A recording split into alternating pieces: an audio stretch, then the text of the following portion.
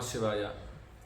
మనకి గ్రహణం ఎందుకు ఏర్పడుతుంది, ఎలా ఏర్పడుతుందో సైంటిఫిక్‌గా అలాగనే శాస్త్రపరంగా తెలుసుకుందాం. ముందుగా మన శాస్త్రాలు, పురాణాల్లో ఏం చెప్తుందో తెలుసుకుందాం. రాహుకేతువులు వీళ్ళిద్దరూ కూడా రాక్షసులు.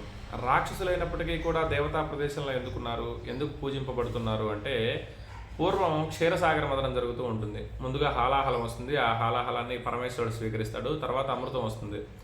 ఆ అమృతాన్ని దేవతలు మాత్రమే స్వీకరించాలి. రాక్షసులు స్వీకరిస్తే అమరులవుతారు. అంటే వాళ్ళకి మరణం ఉండదు.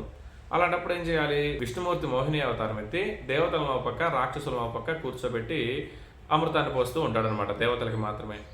ఈ రాక్షసుడు గమనిస్తాడు. ఆ రాక్షసుడు గమనించి దేవతా వేషం వేసుకొని ఆ దేవతల లైన్లో కూర్చొని అమృతం స్వీకరిస్తాడు. స్వీకరించిన వెంటనే ఈ సూర్యచంద్రులు ఇద్దరు వెళ్ళి విష్ణుమూర్తి చెబుతారు, ఒక రాక్షసుడు వచ్చాడు, రాక్షసుడు వచ్చి అమృతాన్ని స్వీకరించాడు అని చెప్పి. ఆ విష్ణుమూర్తి కోపంతో విష్ణు చక్రం రాక్షసుడి మీదకి వదిలేస్తాడు. రాక్షసుడి శిరస్సు ఖండించేస్తాడు. అయితే ఇక్కడ అమృతం స్వీకరించాడు ఆ రాక్షసుడు. అమృతం స్వీకరించిన వాళ్ళకి మరణం ఉండకూడదు. కాబట్టి దేవతలు కానీ, ఋషులు కానీ ఏదైనా శాపం ఇచ్చినా, వరం ఇచ్చినా మరలా దాన్ని వెనక్కి తీసుకోవడానికి ఉండదు. దానికి కొంత ఉపశమనం ఉంటుంది. ఒక పావును తీసుకొస్తారు. తలనేమో రాహుకి, మొండాన్నేమో కేతువుకి పెట్టేసి రాహుకేతువులుగా చేస్తారు.